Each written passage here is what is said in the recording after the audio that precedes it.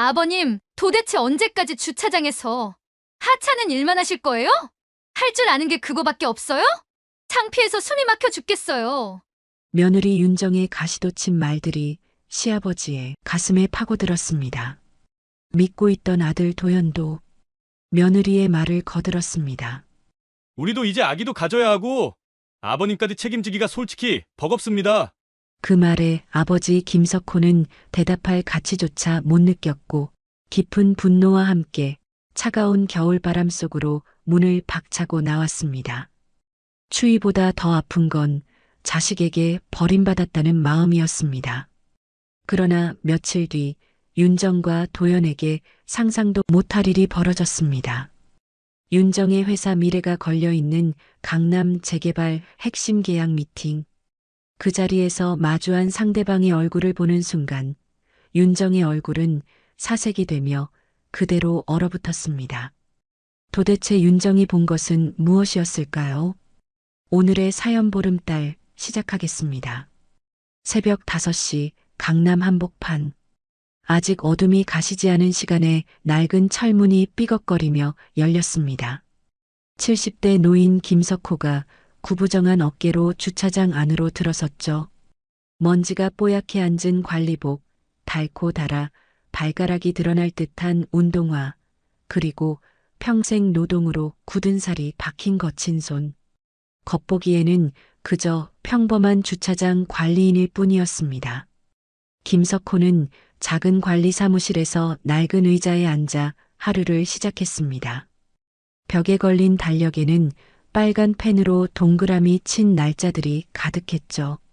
매일 새벽부터 밤까지 100평짜리 주차장을 지키는 것이 그의 일상이었습니다. 차량이 들어올 때마다 허리를 굽혀 인사하고 주차 안내를 하고 밤늦게까지 불 켜진 사무실에서 장부를 정리하는 모습은 그저 성실한 노인의 전형이었습니다. 김석호는 주차장 곳곳을 둘러보며 차량들을 정리했습니다.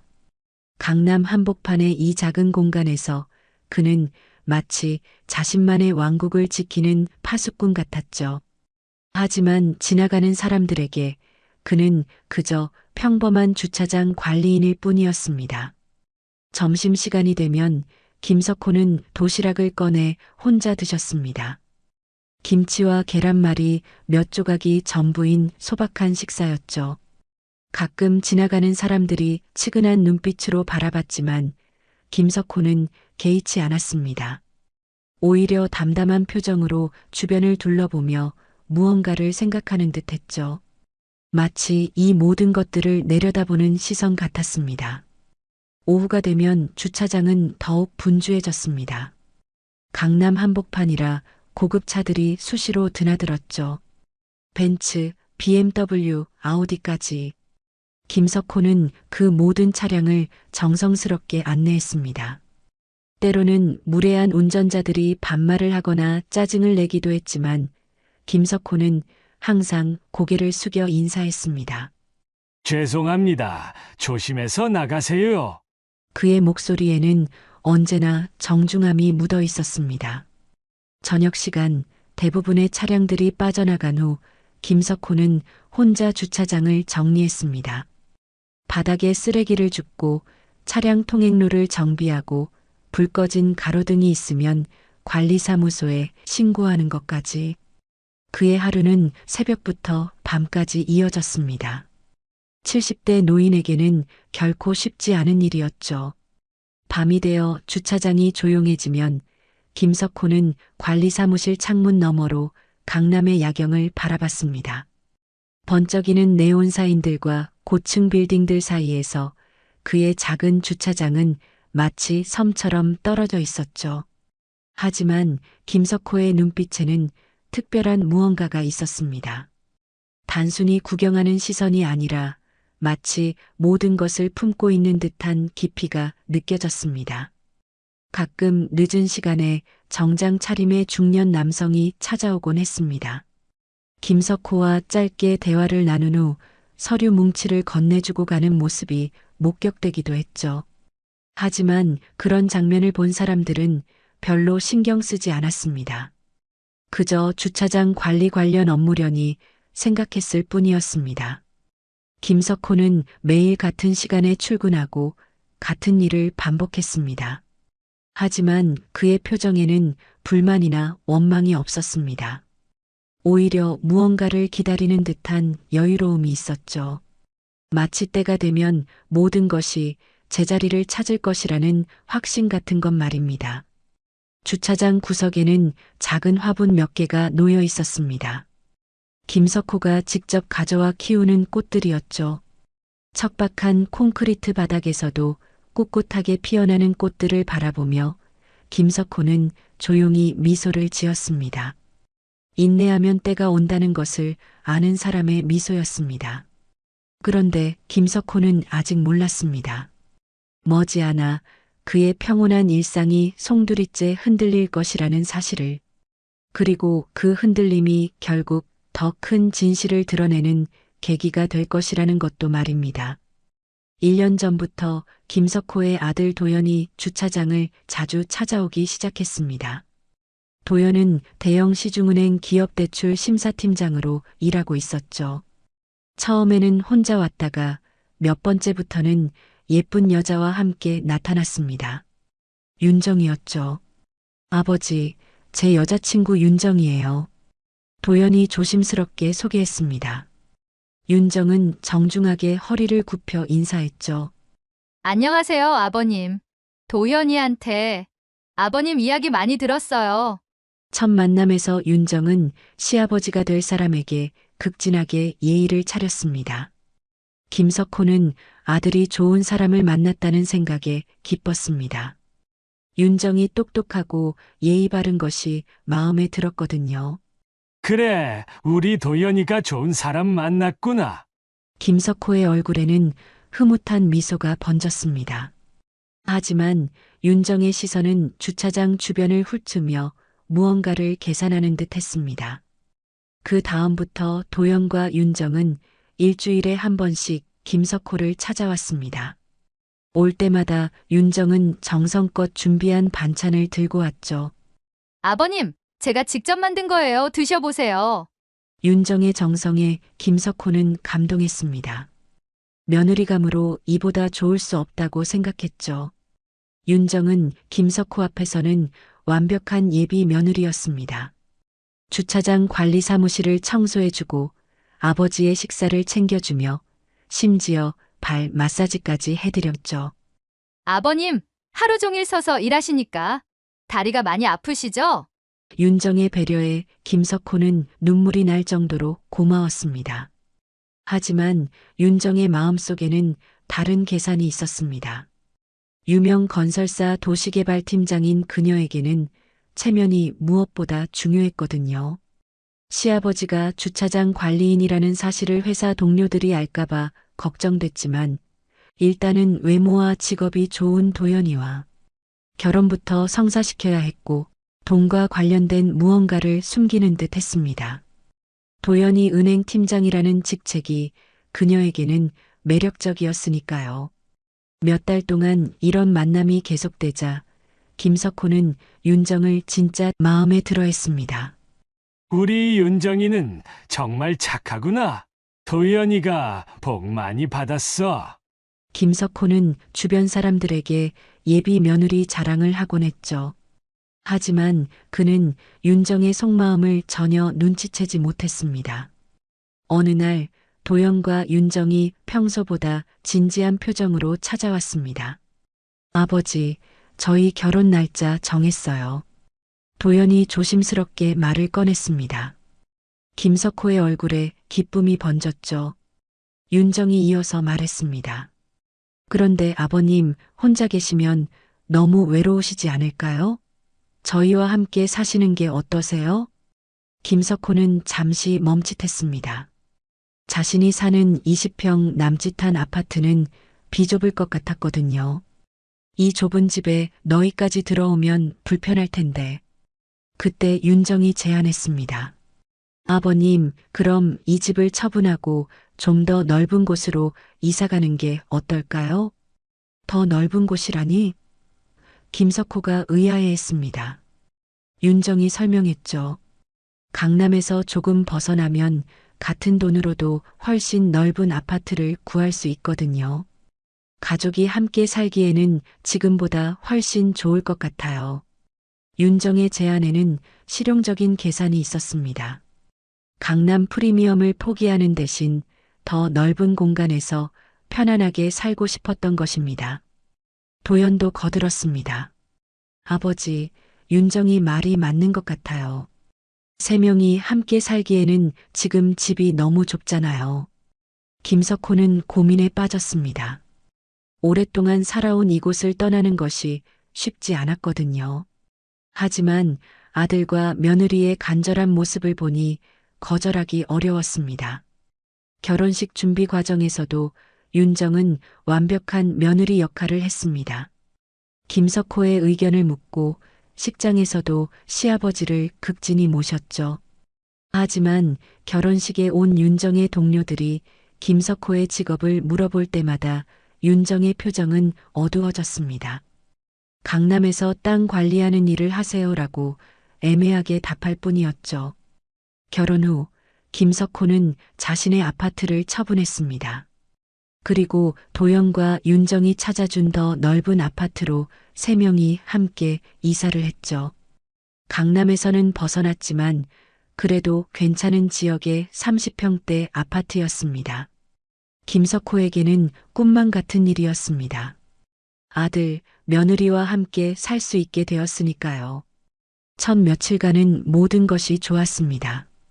김석호는 새벽 일찍 일어나서 집안일을 도왔고 윤정도 시아버지를 극진히 모셨죠.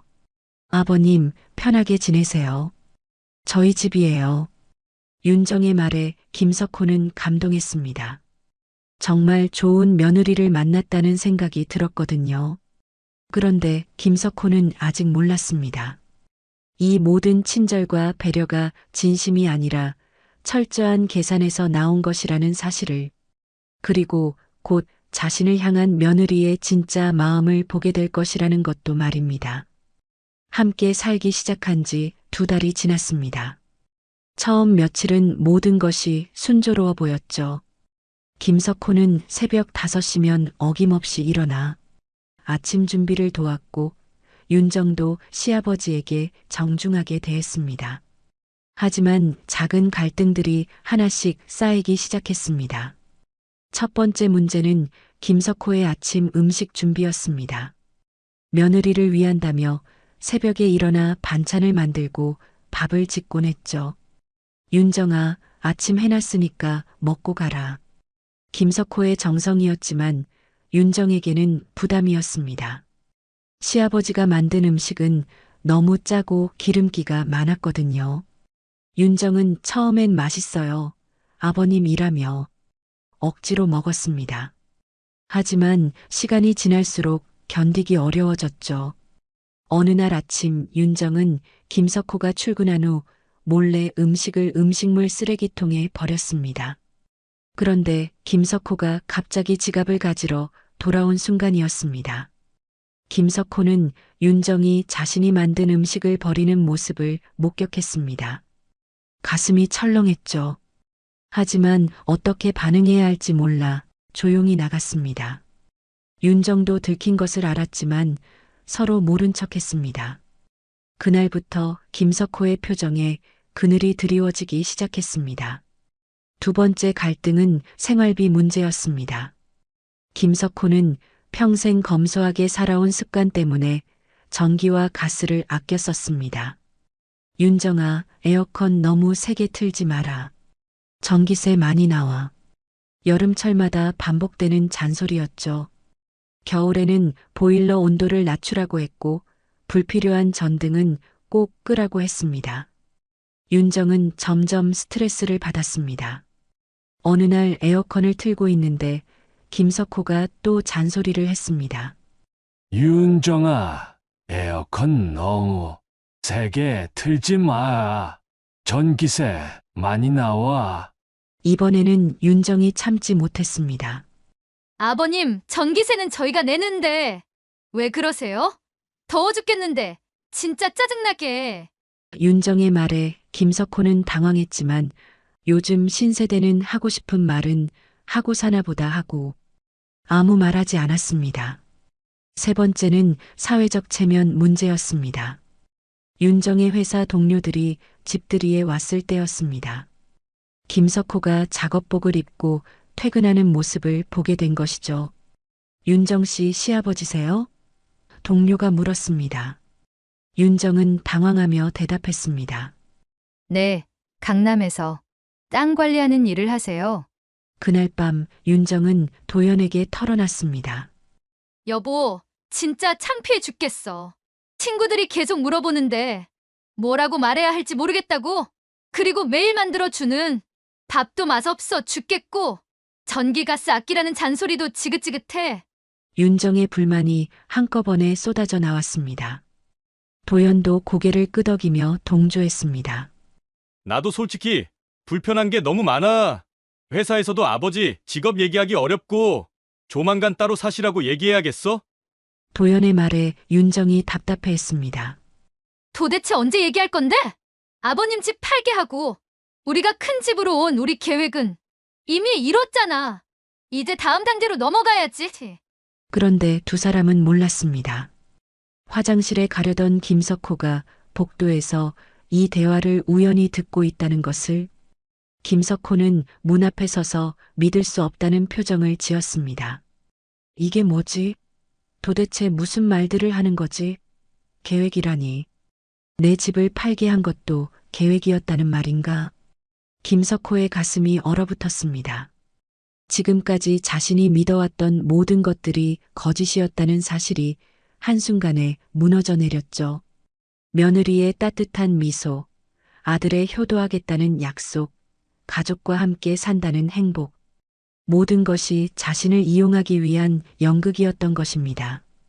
평생 자식을 위해 희생해온 자신이 결국 쓸모없어지자 버려지는 물건 취급을 받고 있었던 거죠. 김석호는 무릎이 떨려왔습니다. 분노보다도 깊은 배신감과 절망이 온몸을 휩쌌습니다. 마침내 폭발한 날이 왔습니다. 윤정의 대학 동창들이 집에 놀러 온 날이었죠.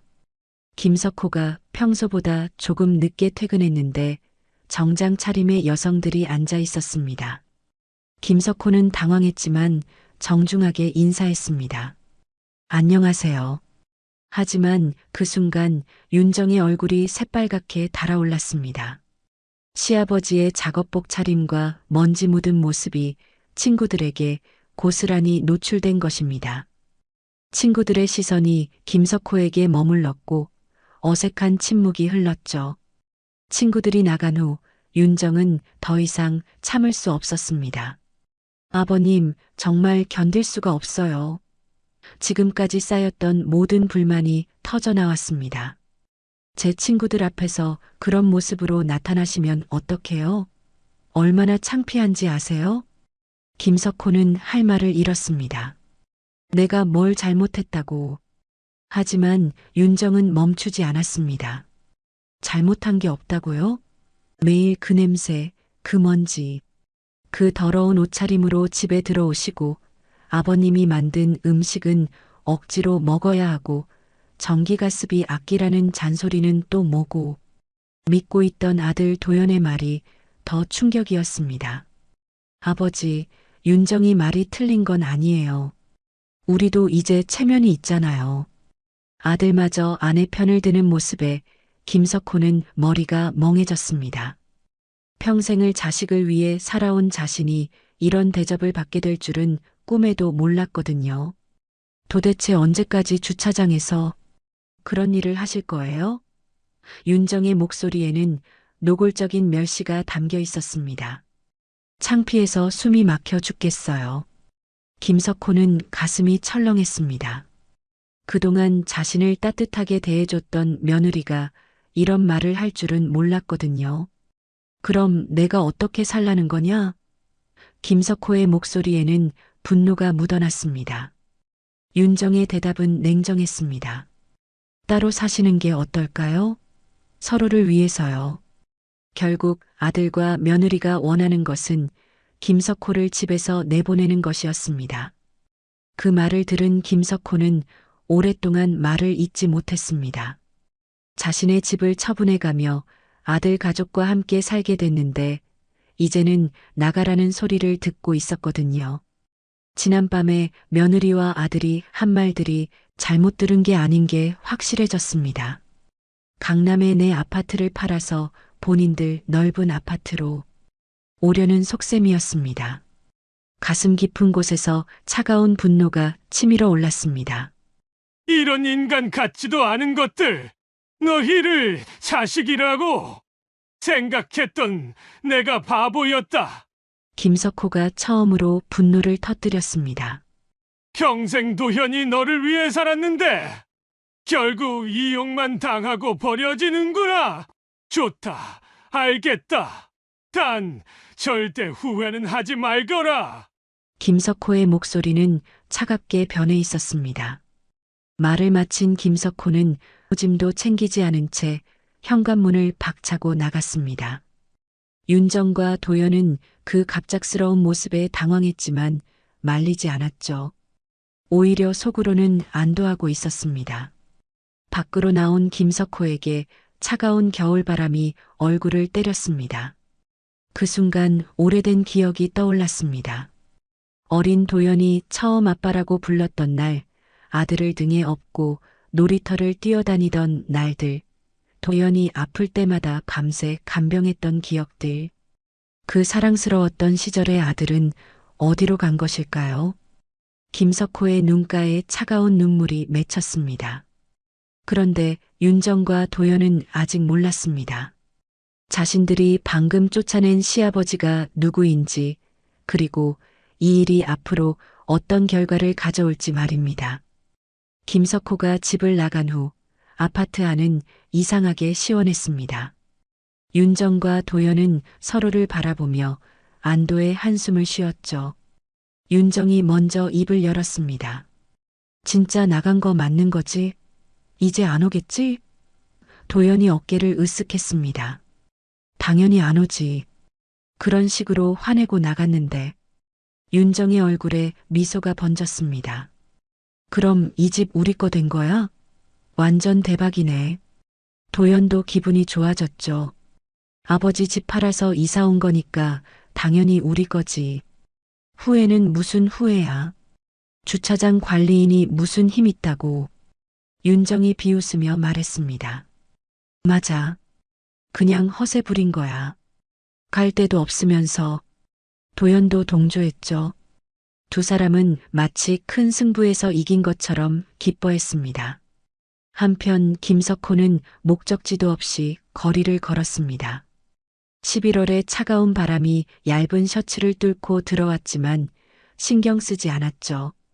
몸의 추위보다 마음의 아픔이 훨씬 컸습니다. 평생을 자식을 위해 살아온 자신이 결국 이용만 당하고 버려졌다는 사실이 믿어지지 않았습니다. 하염없이 걸으면서 김석호는 생각에 잠겼습니다. 도연이 어렸을 때의 기억들이 주마등처럼 스쳐갔죠. 아들이 초등학교에 입학하던 날 운동회에서 1등을 했다며 뛰어오던 모습, 대학 합격 소식을 전하며 기뻐하던 얼굴. 그 모든 순간들이 이제는 쓸쓸한 추억이 되어버렸습니다. 아들을 잘못 키웠나? 김석호는 혼자 중얼거렸습니다. 너무 많이 베풀어줬나 아니면 너무 적게 사랑했나 하는 자책이 밀려왔죠. 하지만 곧 고개를 저었습니다. 자신이 할 수 있는 모든 것을 다 해줬다는 것을 알고 있었거든요. 뭔가를 결심한 듯 김석호는 전화기를 꺼내어 어딘가로 전화를 걸었습니다. 지금 성수동 서울숲역 3번 출구로 나와주게. 짧은 통화를 마친 후 잠시 기다리자 검은색 고급 승용차가 조용히 다가왔습니다. 말끔한 정장 차림의 남성이 내려서 차 뒷문을 정중하게 열어줬습니다. 회장님, 오랜만입니다. 정장 남성이 공손하게 인사했습니다.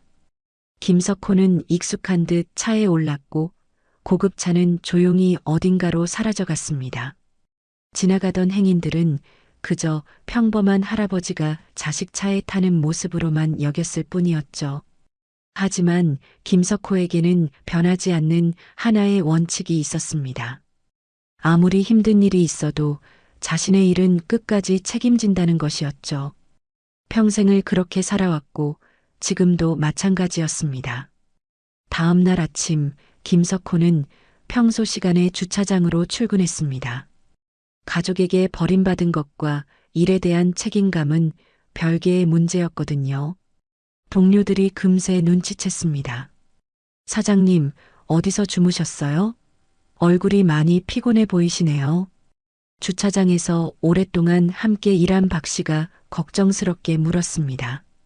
평소와 다른 김석호의 모습을 보고 무언가 심상치 않다는 것을 느꼈죠.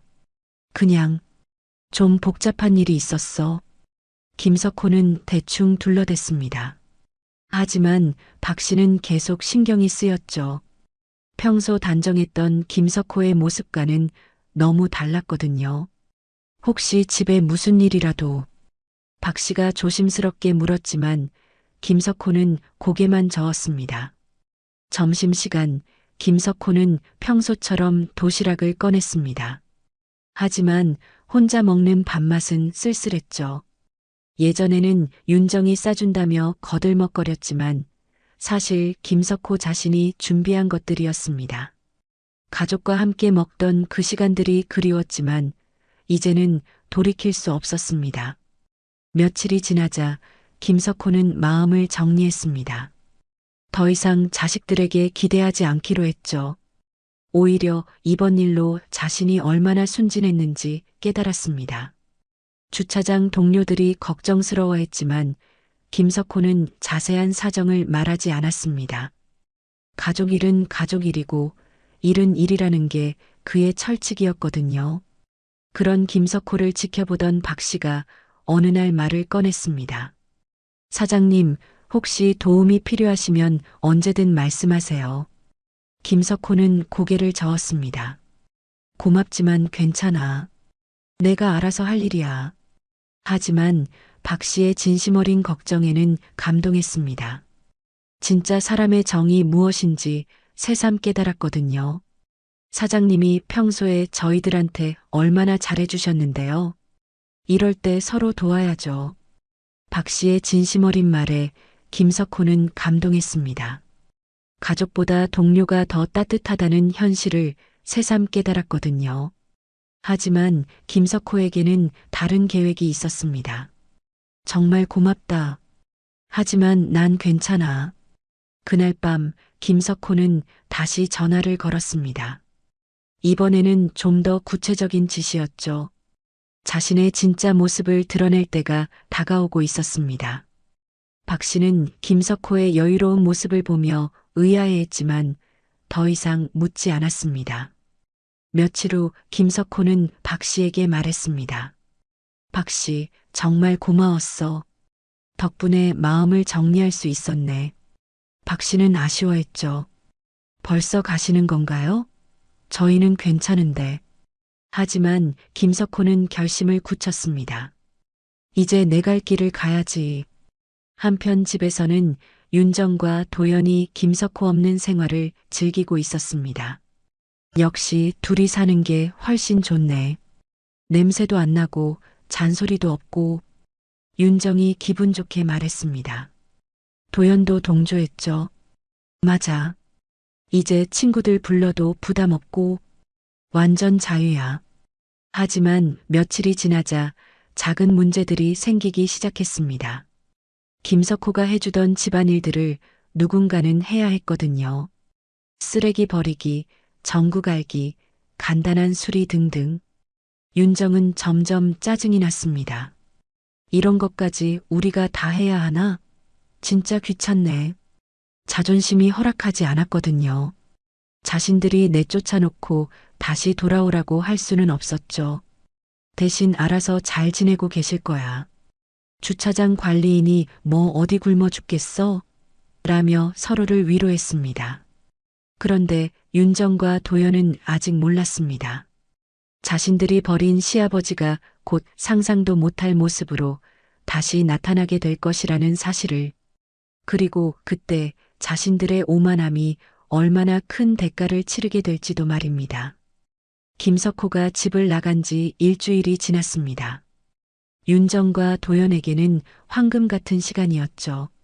아침에 일어나면 냄새 걱정 없이 창문을 열 수 있었고 친구들을 마음껏 초대할 수 있었습니다. 무엇보다 시아버지 눈치를 보지 않고 자유롭게 살 수 있다는 것이 최고였습니다. 윤정은 그동안 미뤄두었던 친구들과의 모임을 적극적으로 잡기 시작했습니다. 드디어 우리 집에서 파티할 수 있겠네. 윤정이 신나게 말했습니다. 특히 건설사 동료들과의 홈파티가 가장 기대됐죠. 그동안 시아버지 때문에 창피해서 집에 초대하지 못했던 것이 한이었거든요. 도연도 마찬가지였습니다. 은행 동료들에게 자랑할 거리가 생겼죠. 우리 집 한번 놀러와. 꽤 넓고 좋아. 30평대 아파트가 도연에게는 자랑거리였습니다. 전에는 시아버지가 있어서 동료들을 초대하기 껄끄러웠는데 이제는 마음껏 자랑할 수 있었거든요. 첫 번째 홈파티는 대성공이었습니다. 윤정의 회사 동료들이 집에 왔을 때 모든 것이 완벽했죠. 깔끔하게 정리된 거실, 냄새 하나 없는 공기, 그리고 무엇보다 시아버지가 갑자기 나타날 걱정이 없었습니다. 윤정아, 집 정말 좋다. 신혼집치고는 꽤 넓네. 동료들의 부러운 시선에 윤정은 우쭐했습니다. 사실 더 큰 집으로 이사 온 거야. 전에 살던 곳보다 훨씬 좋지? 윤정이 자랑스럽게 말했습니다. 물론 김석호의 집을 처분해서 가능했던 일이라는 것은 말하지 않았죠. 그저 자신들의 능력으로 이룬 성과인 것처럼 포장했습니다. 도연의 은행 동료들도 집에 놀러 왔습니다. 도연아, 집 괜찮네. 이 정도면 강남은 아니어도 괜찮은 지역이잖아. 동료들의 칭찬에 도연은 기분이 좋아졌습니다. 아직은 이 정도지만 곧 더 좋은 곳으로 이사할 계획이야. 도연은 벌써 더 큰 꿈을 꾸고 있었습니다. 하지만 현실은 그렇게 호락호락하지 않았습니다. 김석호가 내던 생활비가 없어지니 부담이 생각보다 컸죠. 전기세가 30만 원이 넘게 나왔습니다. 에어컨과 보일러를 마음껏 틀고 산 대가였죠. 여보, 전기세가 왜 이렇게 많이 나와? 윤정이 고지서를 보며 당황했습니다. 관리비도 만만치 않았습니다. 인터넷비, 가스비, 수도세까지 합치면 매월 50만 원이 넘는 돈이 나갔죠. 아버님이 이런 것들을 다 내고 계셨구나. 도연이 뒤늦게 깨달았습니다. 돈도 돈이지만 집안 꼴이 말이 아니었습니다. 김석호가 없으니 집안일을 할 사람이 없었거든요. 빨래는 쌓여가고 청소는 며칠째 미뤄지고 음식은 매일 배달 음식으로 때우고 있었습니다. 윤정은 일에 치여 살고 도연도 야근이 많아서 집안일까지 신경 쓸 여유가 없었죠. 여보, 이 집이 왜 이렇게 더러워졌지? 윤정이 어수선한 거실을 보며 한숨을 쉬었습니다. 더 큰 문제는 윤정의 회사에서 생겼습니다. 강남 재개발 프로젝트가 본격적으로 시작되면서 핵심 부지 확보가 급선무가 되었거든요. 윤정이 담당하고 있는 프로젝트였는데 가장 중요한 토지 하나가 계약이 안 되고 있었습니다. 바로 김석호가 관리하던 주차장과 그 주변 상가들이었죠. 이 부지만 확보되면 프로젝트가 완성되는데 도대체 소유주가 누군지 연락이 안 돼. 윤정이 회사에서 스트레스를 받고 있었습니다. 부동산 등기부등본을 확인해봐도 소유주 정보가 명확하지 않았거든요. 복잡한 법인 구조로 되어 있어서 실제 소유주를 찾기가 어려웠습니다. 윤정의 상사도 압박을 가했습니다. 윤정 씨, 이 프로젝트 성사 여부가 당신 승진과 직결돼 있다는 거 알고 있죠? 이번 기회를 놓치면 다음은 없을 수도 있어요. 윤정에게는 인생을 좌우할 중요한 순간이었습니다. 팀장 승진이 걸린 문제였거든요. 도연도 비슷한 상황이었습니다. 은행에서 대출 실적 압박이 들어왔죠. 강 대리, 올해 목표 달성이 어려워 보이는데 대형 건설 프로젝트 대출권은 어떻게 되고 있어? 상사의 질문에 도연은 식은땀을 흘렸습니다. 윤정의 프로젝트에 대출을 약속해둔 상태였거든요.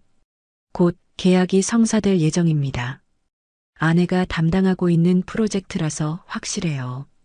도연이 자신 있게 대답했습니다.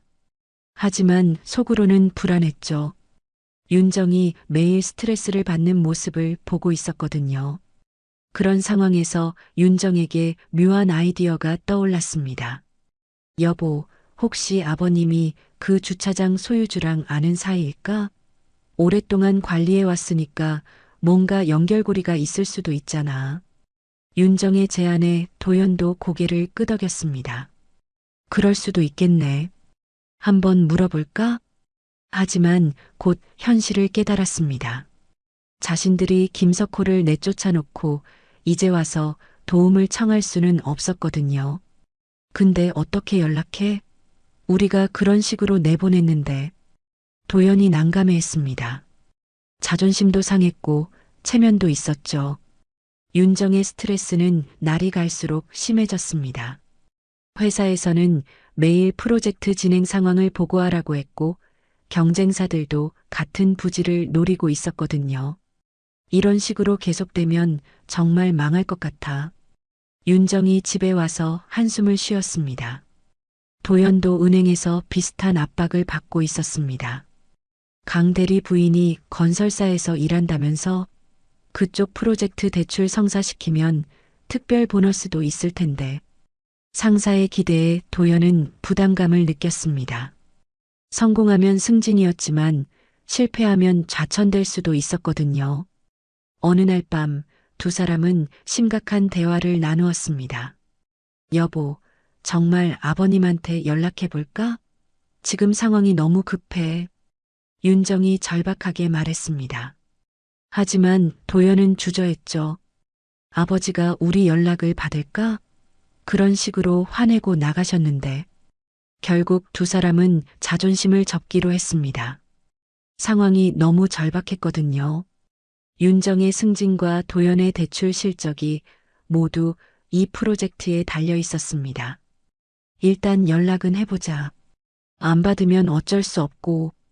도연이 결심을 굳혔습니다. 하지만 김석호의 전화는 꺼져 있었습니다. 며칠을 시도해봐도 연결되지 않았죠. 심지어 주차장에도 나타나지 않았습니다. 박 씨에게 물어봐도 며칠 전부터 안 보이신다는 대답만 들을 수 있었습니다. 윤정과 도연은 점점 초조해졌습니다. 김석호 없이는 그 부지 소유주와 연결될 방법이 없어 보였거든요. 윤정과 도연이 김석호를 찾으려 애쓰는 동안 회사에서는 더 큰 압박이 시작되었습니다. 윤정의 상사인 박 부장이 긴급회의를 소집했거든요. 윤정 씨, 강남 재개발 프로젝트 진행 상황이 어떻게 되고 있나요? 박 부장의 목소리에는 다급함이 묻어 있었습니다. 죄송합니다. 핵심 부지 소유주와 아직 연락이 안 되고 있습니다. 윤정이 고개를 숙이며 답했습니다. 회의실 분위기가 차가워졌죠. 이 프로젝트는 회사의 올해 최대 목표였는데 가장 중요한 부지 하나 때문에 전체가 막혀 있었거든요. 도대체 그 부지 소유주가 누군데 이렇게 연락이 안 되는 거야? 박 부장이 짜증을 냈습니다. 윤정은 지난 몇 주간 조사한 내용을 보고했죠. 등기부상으로는 한솔개발이라는 법인 명의로 되어 있는데 실제 대표자 연락처를 찾기가 어렵습니다. 그때 회계팀 직원이 끼어들었습니다. 한솔개발이요? 그 회사 이름 어디서 많이 들어봤는데. 하지만 정확한 정보는 기억나지 않았습니다. 윤정에게는 그저 또 하나의 막막한 단서일 뿐이었죠. 박 부장이 최후 통첩을 내렸습니다. 윤정 씨, 이번 주 안에 해결 못하면 프로젝트 담당자 교체를 고려해야겠어요. 다른 팀에서도 이 건을 노리고 있거든요. 윤정의 얼굴이 창백해졌습니다. 승진은커녕 좌천될 위기에 처한 것입니다. 한편 도연도 은행에서 비슷한 압박을 받고 있었습니다. 강 과장, 부인이 진행하는 프로젝트 대출건은 어떻게 되고 있어? 지점장이 직접 물어봤습니다. 대형 건설 프로젝트 대출은 지점 실적에 큰 영향을 미치는 중요한 건이었거든요. 곧 계약이 성사될 예정입니다. 도연이 애매하게 대답했지만 지점장의 표정은 좋지 않았습니다. 과장, 이미 몇 달째 같은 말만 하고 있잖아. 정확한 일정을 알려줘. 도연은 식은땀을 흘렸습니다. 윤정의 프로젝트가 성사되지 않으면 자신의 대출 실적도 망가질 상황이었죠. 그날 저녁 두 사람은 집에서 절망적인 대화를 나누었습니다. 여보, 정말 어떻게 해야 할지 모르겠어. 회사에서 이번 주 안에 해결하라고 하는데. 윤정이 눈물을 글썽였습니다.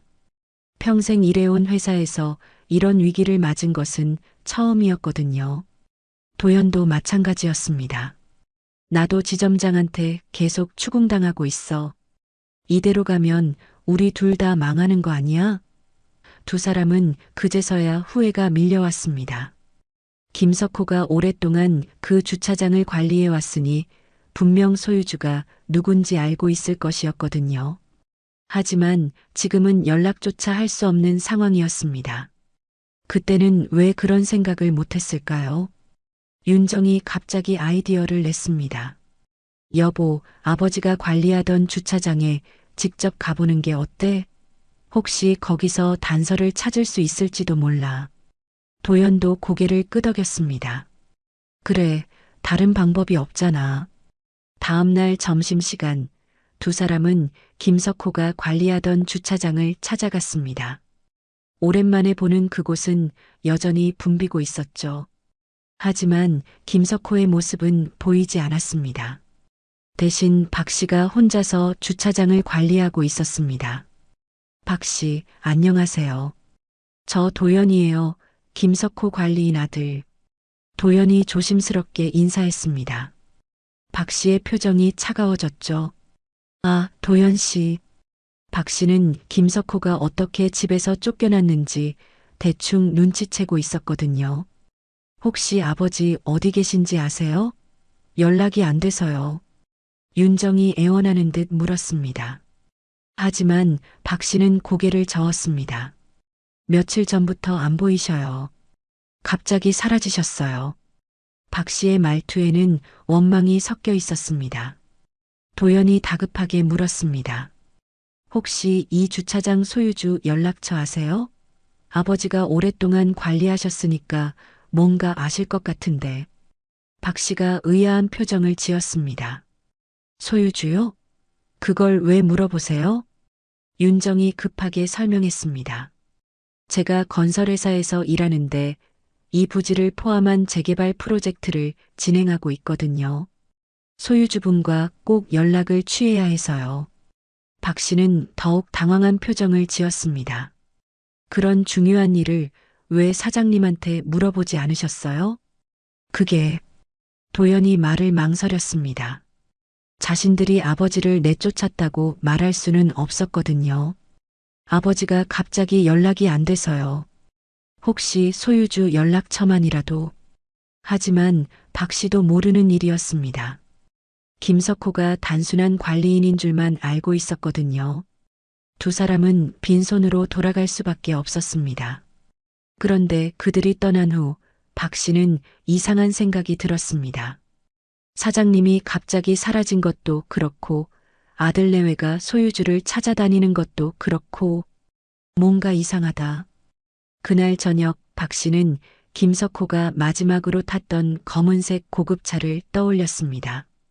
그때는 별로 신경 쓰지 않았는데 지금 생각해보니 범상치 않았던 것 같았죠. 사장님이 단순한 주차장 관리인이 아닐 수도 있겠다. 한편 회사로 돌아온 윤정은 더욱 절망적이었습니다. 마지막 희망이었던 김석호마저 찾을 수 없었거든요. 박 부장이 다가와서 말했습니다. 윤정 씨, 내일까지가 마지막이에요. 그때까지 진전이 없으면 정말 담당자를 바꿔야겠어요. 그날 밤 윤정과 도연은 마지막으로 김석호에게 전화를 걸어봤습니다. 여전히 연결되지 않았죠. 여보, 우리 정말 끝난 것 같아.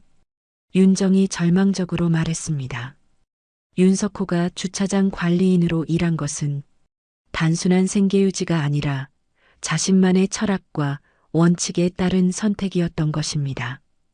그런데 윤정과 도연은 아직 몰랐습니다. 내일 그들 앞에 나타날 진실이 얼마나 충격적인지를, 그리고 자신들이 저지른 실수가 얼마나 큰 대가를 치르게 할지도 말입니다. 다음 날 아침 윤정은 회사에 출근하자마자 박 부장에게 불려갔습니다.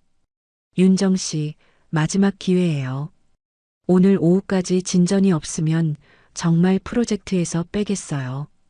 박 부장의 목소리는 차갑고 단호했습니다. 윤정의 얼굴이 창백해졌죠. 이제 정말 몇 시간밖에 남지 않았습니다. 절망적인 마음으로 사무실에 앉아있던 윤정에게 정말 기적 같은 전화가 걸려왔습니다. 안녕하세요. 한솔개발입니다. 재개발 프로젝트 관련해서 미팅을 잡고 싶은데요. 갑작스러운 연락에 윤정은 깜짝 놀랐습니다. 그렇게 찾아 헤매던 한솔개발에서 먼저 연락을 해온 것입니다. 정말요? 언제 가능하신가요? 윤정의 목소리에는 흥분이 가득했습니다. 오늘 오후 2시에 어떠세요? 저희 본사 회의실에서 뵙죠. 상대방의 말에 윤정은 즉시 동의했습니다. 네, 꼭 가겠습니다. 마지막 기회였거든요. 윤정은 급히 도연에게 연락했습니다. 여보, 대박이야. 한솔개발에서 연락 왔어. 오늘 오후에 미팅한대. 도연도 믿을 수 없다는 반응이었죠. 정말? 어떻게 갑자기? 하지만 이유를 따질 시간은 없었습니다. 윤정은 서둘러 미팅 준비를 시작했습니다. 오후 1시 30분 윤정은 한솔개발 본사 건물 앞에 도착했습니다. 50층 높이의 웅장한 유리 건물이 햇빛에 반짝였죠. 로비에 들어서자 한솔그룹이라는 거대한 로고가 눈에 들어왔습니다. 와, 정말 큰 회사네. 윤정은 감탄했습니다. 이런 대기업과 계약한다면 자신의 승진은 따놓은 당상이었죠. 안내 데스크에서 확인을 마친 윤정은 엘리베이터를 타고 35층으로 올라갔습니다.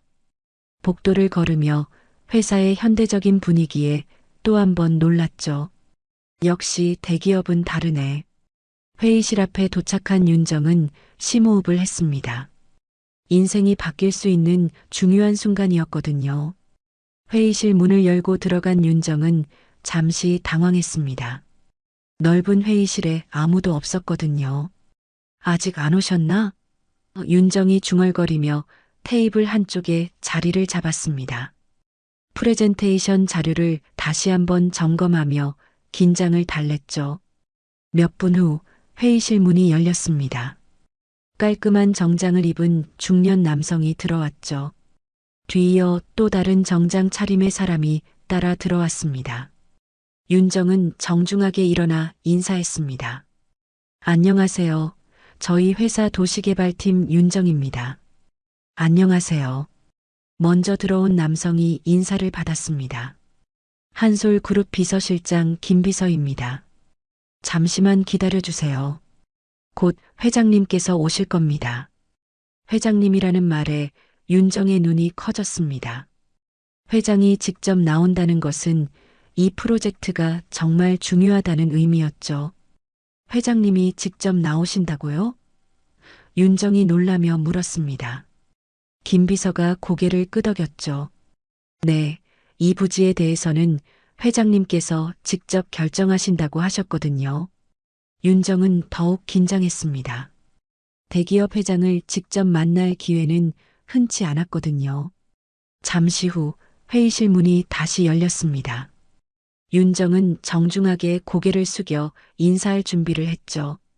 하지만 고개를 들어 들어오는 사람을 본 순간 윤정의 얼굴이 굳어졌습니다. 믿을 수 없는 광경이었거든요. 회의실에 들어온 사람은 다름 아닌 김석호였습니다.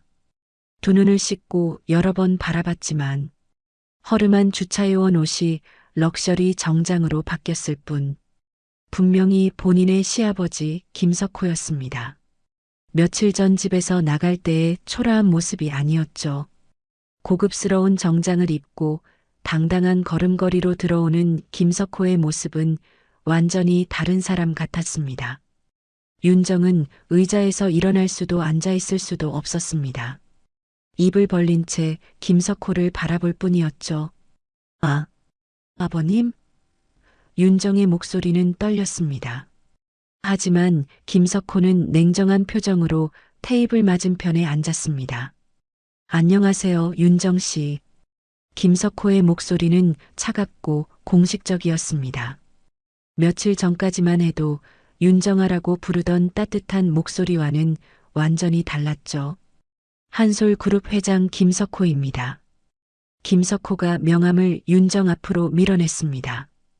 윤정은 떨리는 손으로 명함을 받았습니다. 한솔그룹 회장 김석호라고 적혀 있었죠. 명함을 보는 순간 윤정의 머릿속이 하얗게 변했습니다. 자신이 그렇게 찾아 헤매던 한솔개발의 소유주가 바로 시아버지였던 것입니다. 이게 어떻게... 윤정이 말을 더듬었습니다. 김석호는 여전히 차분한 표정이었죠. 놀라셨나요? 당연한 반응이겠네요. 김석호의 목소리에는 감정이 전혀 없었습니다. 마치 완전히 다른 사람과 이야기하는 것 같았죠. 아버님이 한솔그룹 회장이라고요? 윤정이 믿을 수 없다는 표정으로 물었습니다. 김석호가 얼굴을 찡그렸습니다. 아버님? 아버님이요? 누가 아버님이죠? 한솔그룹 회장을 묻는 거라면 제가 맞습니다. 그리고 당신이 그렇게 찾고 있던 강남 재개발 부지의 소유주이기도 하죠. 윤정의 얼굴이 창백해졌습니다. 자신이 며칠 전까지 주차장 관리인이 무슨 힘이 있겠어라며 무시했던 시아버지가 사실은 자신의 운명을 좌우할 수 있는 대기업 회장이었던 것입니다. 그동안의 모든 모욕과 멸시가 주마등처럼 스쳐갔죠. 그럼 주차장 관리는? 윤정이 어렵게 물었습니다. 김석호가 담담하게 답했습니다. 제 개인적인 철학이었습니다. 땅에서 나는 모든 소득은 그 땅에서 나는 일을 직접 해봐야 진정한 가치를 안다고 생각했거든요. 김석호는 계속해서 설명했습니다. 30년 동안 그 주차장을 직접 관리하면서 그 땅의 진정한 가치를 배웠습니다. 그리고 제가 처음 시작한 땅이 그 땅이기도 하고요. 그 주차장 덕분에 그 주변 상가들과 토지도 하나하나 매입이 가능했습니다. 지금은 강남 일대 최대 부동산 소유주가 되었습니다. 윤정은 현실을 받아들이기 어려웠습니다. 며칠 전까지만 해도 냄새난다며 구박했던 시아버지가 수천억 원의 재산을 가진 대기업 회장이라니. 아버님, 저는... 윤정이 사과하려 했지만 김석호가 손을 들어 막았습니다. 이보세요, 윤정 씨. 김석호의 목소리가 갑자기 단호해졌습니다. 제가 왜 당신 아버님입니까? 그날 윤정 씨가 인연을 끊은 거 아닙니까? 김석호의 눈빛이 차갑게 변했죠. 이 자리가 장난인 줄 아세요? 이렇게 중요한 비즈니스 미팅에서 무슨 사적인 질문이 그렇게 많습니까? 재개발 프로젝트 이야기를 하러 오신 거 아닌가요? 아니면 다른 회사에 맡기시겠다는 건가요? 윤정은 김석호의 위압적인 분위기에 완전히 위축되었습니다. 자신이 그토록 원했던 계약 상대방이 바로 자신이 내쫓은 시아버지였다는 아이러니에 머리가 어찌랬거든요. 그런데 김석호는 아직 몰랐습니다. 이 충격적인 만남이 단지 시작일 뿐이라는 것을, 곧 윤정과 도연에게 더 큰 시련이 기다리고 있다는 사실을 말입니다. 윤정은 김석호의 차가운 말에 완전히 얼어붙었습니다. 그제서야 자신이 저지른 일의 심각성을 깨달았죠. 며칠 전 주차장 관리인이 무슨 힘이 있겠어라며 비웃었던 그 사람이 지금 자신의 운명을 쥐고 있었습니다. 떨리는 손으로 프레젠테이션 자료를 펼쳐 보였지만 김석호의 반응은 냉담했습니다. 재개발 계획서군요. 김석호가 자료를 훑어봤습니다. 꽤 야심찬 프로젝트네요. 하지만 한 가지 빠뜨린 게 있습니다. 윤정이 긴장하며 물었죠. 무엇인가요? 김석호의 입가에 차가운 미소가 번졌습니다. 토지 소유주의 동의를 구하는 절차 말입니다. 김석호는 계속해서 말했습니다. 제가 이 땅을 30년 동안 지켜온 이유를 아십니까? 단순히 돈 때문이 아닙니다. 이곳에는 제 인생의 철학이 담겨 있어요. 윤정은 숨을 죽이고 들었습니다. 일하는 사람을 무시하는 개발은 절대 허용하지 않겠다는 철학 말입니다. 그 말에 윤정의 얼굴이 더욱 창백해졌습니다. 자신이 김석호를 무시했던 모든 순간들이 떠올랐거든요. 아니 회장님, 혹시 계약이? 윤정이 떨리는 목소리로 물었습니다. 김석호가 단호하게 대답했죠. 계약은 거절하겠습니다. 거절이라고요? 윤정이 믿을 수 없다는 표정을 지었습니다. 김석호는 차분하게 설명했습니다. 저희 한솔그룹은 품격 있는 회사들과만 거래합니다. 일하는 사람의 직업이나 신분을 보고 함부로 평가하는 그런 사람이 팀장에 앉아 있는 회사를 뭐 볼 것 있겠습니까? 그런 회사도 알만하죠. 그 말은 윤정의 가슴을 날카롭게 찔렀습니다. 윤정이 필사적으로 매달렸습니다. 회장님, 다시 한번 기회를 주시면 안 될까요? 정말 간절합니다. 하지만 김석호는 이미 마음을 정한 듯 했습니다. 윤정 씨, 기회는 이미 드렸습니다. 3년 동안 충분한 기회가 있었죠. 하지만 그때 선택은 무엇이었나요? 김석호가 김 비서에게 눈짓했습니다. 이 계약건은 다른 회사로 넘기겠습니다. 이미 몇 군데와 논의 중이거든요. 윤정은 절망했습니다. 이 계약을 놓치면 자신의 커리어는 끝이었거든요. 정말 안 되겠습니까? 윤정의 목소리에는 절박함이 묻어 있었습니다. 한 가지 방법이 있긴 합니다. 김석호가 갑자기 말했습니다. 윤정의 눈에 희망의 빛이 켜졌죠. 무엇이든 하겠습니다. 김석호는 잠시 침묵했다가 말했습니다. 공개 사과문을 내시면 고려해 보겠습니다. 공개 사과문이요? 윤정이 되물었습니다. 김석호가 구체적으로 설명했죠. 신문과 온라인 커뮤니티의 노인 차별과 직업 차별에 대해 공개 사과하는 겁니다. 그리고 앞으로는 어떤 직업이든 존중하고 노인을 공경하겠다고 약속하는 내용으로 말이죠. 윤정은 당황했습니다. 그렇게 되면 자신의 치부가 세상에 알려지는 것이었거든요. 김석호는 더 나아갔습니다. 그리고 윤정 씨 남편분도 오셔야겠네요. 같이 사과해야죠. 윤정의 얼굴이 더욱 어두워졌습니다. 도영까지 끌어들이고 싶지 않았거든요. 남편까지 와야 하나요? 윤정이 조심스럽게 물었습니다. 당연하죠. 어떤 관점에서 보면 윤정 씨보다 훨씬 나쁜 놈이죠. 김석호의 목소리는 차가웠습니다. 아들이 아버지에게 사과하는 것이 당연한 도리 아닌가요? 사과를 받고 안 받고는 차후의 일입니다. 윤정은 더 이상 할 말이 없었습니다. 김석호가 모든 주도권을 쥐고 있었거든요. 김석호가 일어나며 말했습니다. 오늘은 여기까지 하죠. 결정하시면 연락 주세요. 단 시간은 많지 않습니다. 다른 업체들도 기다리고 있거든요. 윤정은 절망적인 표정으로 앉아 있을 수밖에 없었습니다. 회의실을 나가면서 김석호가 마지막으로 말했습니다. 참 한 가지 더.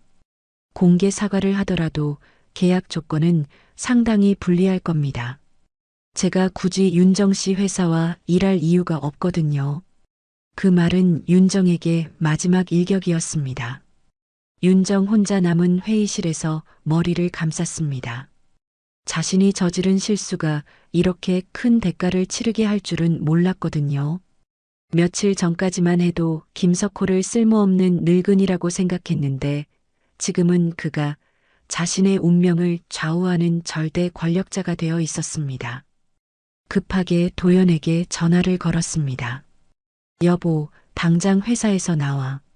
큰일 났어. 도연이 놀라며 물었죠. 무슨 일이야? 계약은 어떻게 됐어? 윤정은 목이 메어 제대로 말할 수 없었습니다. 직접 와서 얘기할게. 정말 큰일 났어. 1시간 후 도연이 한솔그룹 건물 로비에 도착했습니다. 윤정의 얼굴을 보자마자 심상치 않음을 느꼈죠. 도대체 무슨 일이야? 윤정이 떨리는 목소리로 모든 상황을 설명했습니다. 김석호가 한솔그룹 회장이라는 사실, 계약 거절 통보, 공개 사과 요구까지. 도연은 믿을 수 없다는 표정이었습니다. 아버지가 한솔그룹 회장이라고? 그게 도대체 무슨 소리야? 뭐 잘못 먹었어? 주차장 관리인이 무슨 회장이라는 거야? 도연의 머릿속에 어린 시절부터의 기억들이 스쳐갔습니다. 언제나 검소하게 사시던 아버지, 낡은 옷을 기워 입으시던 모습, 전기세 아끼라고 하시던 잔소리들. 부자의 흔적을 한 번도 본 적이 없었거든요. 어렸을 때부터 지금까지 그런 모습을 한 번도 못 봤는데 이게 말이 돼? 하지만 윤정이 보여준 명함을 보고서야 현실을 받아들였습니다. 이거지 진짜야? 우리 진짜 큰일 난 거 맞지? 도연의 목소리에는 절망이 묻어 있었습니다. 여보, 어떻게 해야 할까? 윤정이 울먹이며 물었습니다. 도연도 마땅한 답이 없었습니다. 공개 사과를 하자니 체면이 서지 않았고 하지 않자니 윤정의 커리어가 끝장날 상황이었거든요. 일단 집에 가서 차근차근 생각해보자. 도연이 한숨을 쉬며 말했습니다. 집으로 돌아가는 길에 두 사람은 말이 없었습니다. 며칠 전까지만 해도 김석호를 내쫓은 것을 자축했는데 이제는 그 결정이 인생 최대의 실수가 되어버렸습니다. 자신들의 오만함과 무지함이 이런 결과를 가져왔다는 사실이 뼈저리게 느껴졌죠. 그런데 윤정과 도연은 아직 몰랐습니다. 김석호의 복수는 이제 시작에 불과하다는 것을, 앞으로 더 큰 시련이 기다리고 있다는 사실을 말입니다. 집에 돌아온 윤정과 도연은 며칠 동안 잠을 이루지 못했습니다. 김석호가 제시한 조건들을 놓고 계속 고민했지만 답이 나오지 않았죠. 공개 사과를 하자니 사회적 체면이 말이 아니었고 하지 않자니 윤정의 커리어가 완전히 끝장날 상황이었습니다. 윤정의 회사에서는 이미 소문이 돌고 있었습니다. 윤정 씨가 한솔그룹한테 거절당했다던데? 동료들의 수군거림에 윤정은 견디기 어려웠죠. 박 부장이 다가와서 차가운 목소리로 말했습니다. 윤정 씨, 내일까지 상황 보고서 내세요. 프로젝트 재배정을 검토해야겠어요. 도연의 상황도 마찬가지였습니다. 은행 지점장이 호출했거든요. 강 과장, 약속했던 대출건이 무산됐다면서? 이번 분기 실적이 완전히 망가졌잖아. 지점장의 차가운 시선에 도연은 식은땀을 흘렸습니다. 죄송합니다. 예상치 못한 변수가. 하지만 변명은 통하지 않았습니다. 그날 밤 두 사람은 절망적인 대화를 나누었습니다. 여보, 정말 어떻게 해야 할까? 이대로 가면 우리 둘 다 회사에서 잘리는 거 아니야? 윤정이 울먹이며 말했습니다. 도연도 마찬가지로 절망적이었죠. 아버지한테 무릎 꿇고 빌어야 할 것 같아. 다른 방법이 없어. 마침내 두 사람은 결심을 굳혔습니다. 자존심을 버리고 김석호에게 직접 찾아가 용서를 구하기로 한 것입니다. 다음 날 저녁 윤정과 도연은 한솔그룹 본사를 찾았습니다. 하지만 김석호는 이미 퇴근한 후였죠. 회장님은 개인적인 면담은 받지 않으신다고 전해달라고 하셨습니다. 비서의 차가운 대답이었습니다. 주차장으로 가봤지만 김석호는 나타나지 않았습니다. 박 씨에게 물어봐도 요즘 안 보이신다는 대답뿐이었죠. 김석호는 의도적으로 그들을 피하고 있는 것 같았습니다. 며칠을 기다려도 연락할 방법이 없었습니다. 일주일이 지났습니다. 윤정은 결국 회사에서 프로젝트 담당에서 제외되었습니다. 윤정 씨, 그렇게 큰 소리 쳐놓고 이게 뭡니까? 박 부장의 목소리에는 분노가 섞여 있었습니다.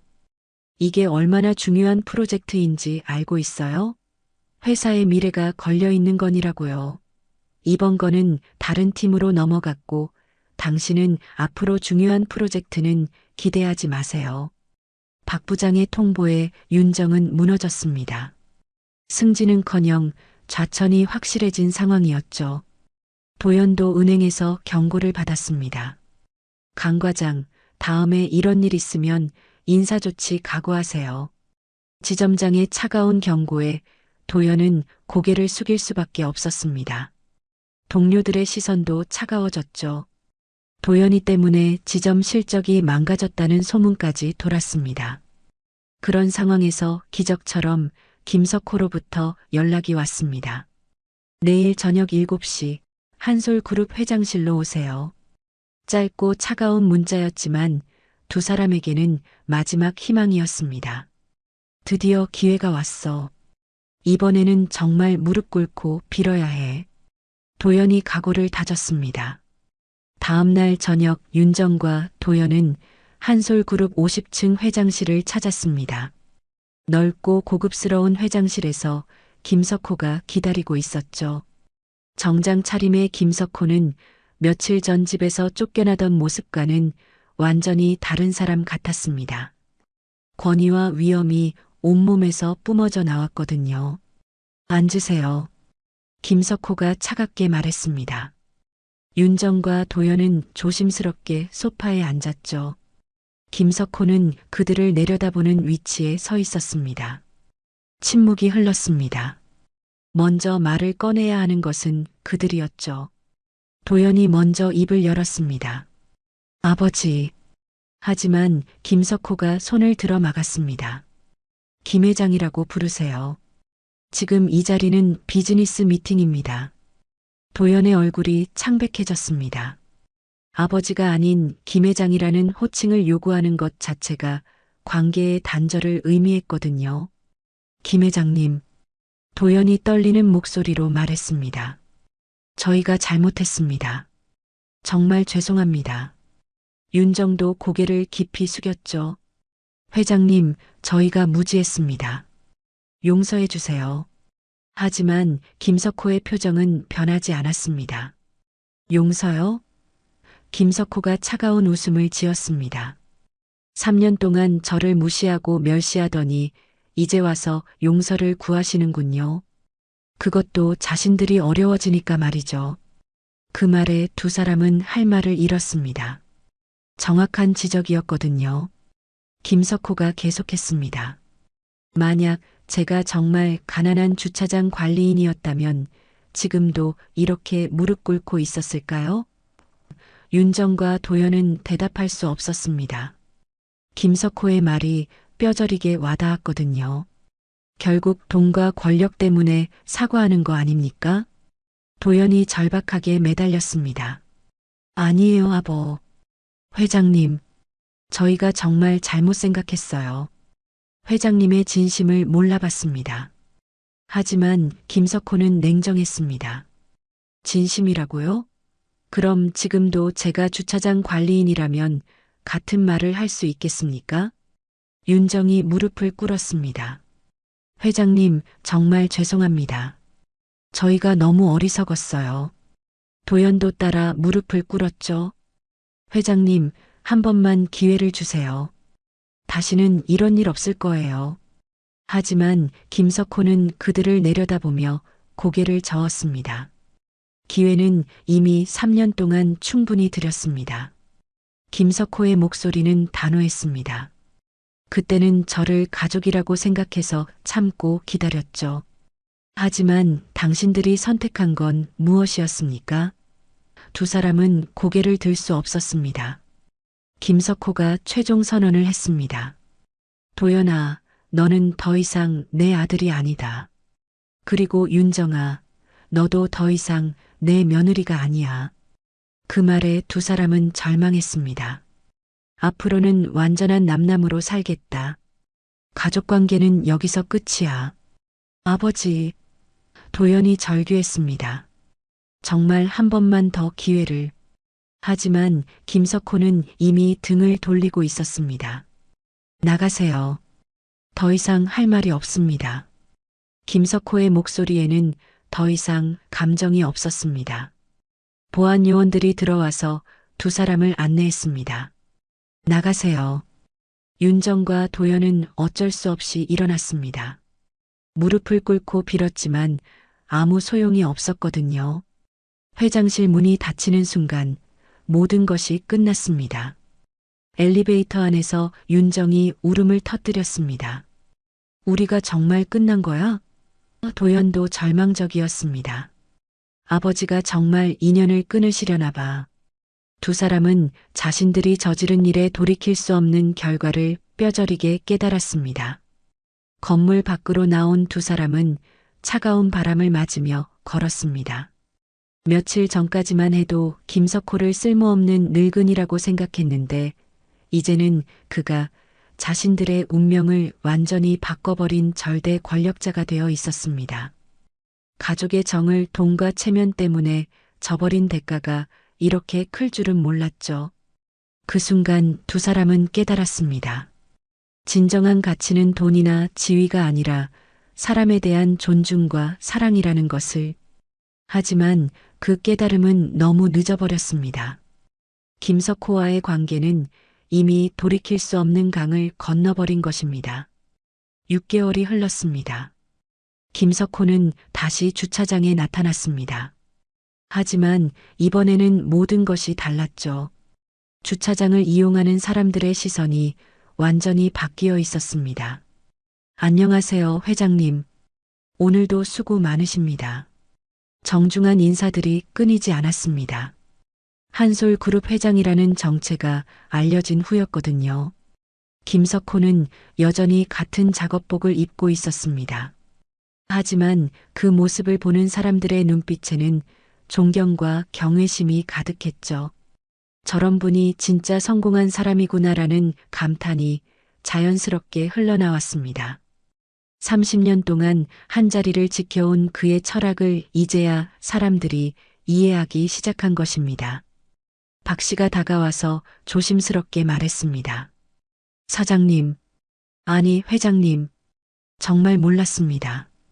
김석호는 온화하게 웃으며 답했습니다. 박 씨, 그냥 김 씨라고 불러주세요. 여기서는 여전히 주차장 관리인이니까요. 박 씨의 눈에 감동이 어렸습니다. 신분이 드러났음에도 변하지 않는 김석호의 모습에 진정한 인품을 느꼈거든요. 오후가 되자 검은색 고급 승용차가 주차장에 들어왔습니다. 김 비서가 내려서 김석호에게 다가왔죠. 회장님, 오늘 이사회 참석하셔야 합니다. 김석호는 작업복을 벗으며 고개를 끄덕였습니다. 알겠네. 잠깐만 정리하고 갈게. 주변 사람들은 그 모습을 경이로운 눈빛으로 바라봤습니다. 한편 윤정과 도연의 삶은 완전히 바뀌어 있었습니다. 윤정은 회사에서 말단 업무만 맡고 있었고 도연은 은행에서 좌천되어 작은 지점으로 발령받은 상태였죠. 두 사람 모두 과거의 자신감은 온데간데 없이 사라져버렸습니다. 어느 날 저녁 윤정과 도연은 작은 식당에서 저녁을 먹고 있었습니다. TV에서 뉴스가 나왔죠. 한솔그룹이 강남 재개발 프로젝트를 다른 건설사와 계약 체결했다고 발표했습니다. 계약 규모는 무려 5천억 원에 달하는 것으로 윤정의 젓가락이 떨렸습니다. 자신이 놓친 기회가 얼마나 큰 것이었는지 새삼 깨달았거든요. 우리가 정말 큰 실수를 했구나. 도연이 한숨을 쉬며 말했습니다. 윤정도 고개를 끄덕였죠. 아버님의 진심을 몰랐어. 돈이나 지위가 중요한 게 아니었는데. 두 사람은 뒤늦은 후회에 잠겼습니다. 하지만 이미 시간은 되돌릴 수 없었습니다. 그날 밤 도연은 혼자 김석호가 관리하던 주차장 앞을 지나갔습니다. 멀리서 아버지의 모습이 보였죠. 여전히 성실하게 일하고 계셨습니다. 다가가서 말을 걸고 싶었지만 용기가 나지 않았습니다. 지난 6개월 동안 연락을 시도해봤지만 김석호는 단 한 번도 응답하지 않았거든요. 김석호도 도연의 존재를 눈치챘습니다. 하지만 모른 척하며 일을 계속했죠. 가슴 한편으로는 아들이 그리웠지만 배신의 상처는 쉽게 아물지 않았습니다. 사람의 진심은 어려울 때 드러나는 법이지. 그때 내가 보여준 게 진짜 마음이었어. 김석호는 속으로 생각했습니다. 도연은 한참을 망설이다가 발걸음을 돌렸습니다. 아버지의 등 뒤로 죄송합니다라는 말이 간신히 흘러나왔지만 김석호는 듣지 못한 척했습니다. 아니, 정확히는 들었지만 반응하지 않기로 선택한 것이었죠. 며칠 후 한솔그룹에서 발표가 있었습니다. 김석호가 직접 설립한 정직한 일꾼 재단이 출범한다는 소식이었죠. 모든 직업을 존중하고 열심히 일하는 사람들을 지원하는 재단이었습니다. 기자회견에서 김석호가 말했습니다. 일하는 모든 사람은 존중받을 가치가 있습니다. 직업에 귀천은 없습니다. 그 뉴스를 본 윤정은 눈물을 흘렸습니다. 김석호가 평생 간직해온 철학을 이제야 이해하게 되었거든요. 우리가 정말 소중한 분을 잃었구나. 윤정이 중얼거렸습니다. 도연도 마찬가지였죠. 아버지는 돈이 많아서 위대한 게 아니었어. 그 마음가짐 때문에 위대하신 거였는데. 시간이 더 흘렀습니다.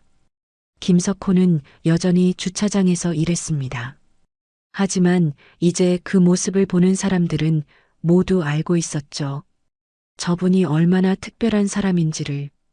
주차장 한켠에는 작은 명패가 걸려 있었습니다. 한솔그룹 창립 30주년 기념. 이 땅에서 시작된 꿈. 김석호의 인생이 시작된 바로 그 장소였던 것입니다. 어느 날 오후 김석호는 주차장을 정리하며 과거를 회상했습니다. 도연이 어렸을 때 이곳에 데려와서 함께 놀았던 기억들이 떠올랐죠. 아빠, 여기서 뭐해요?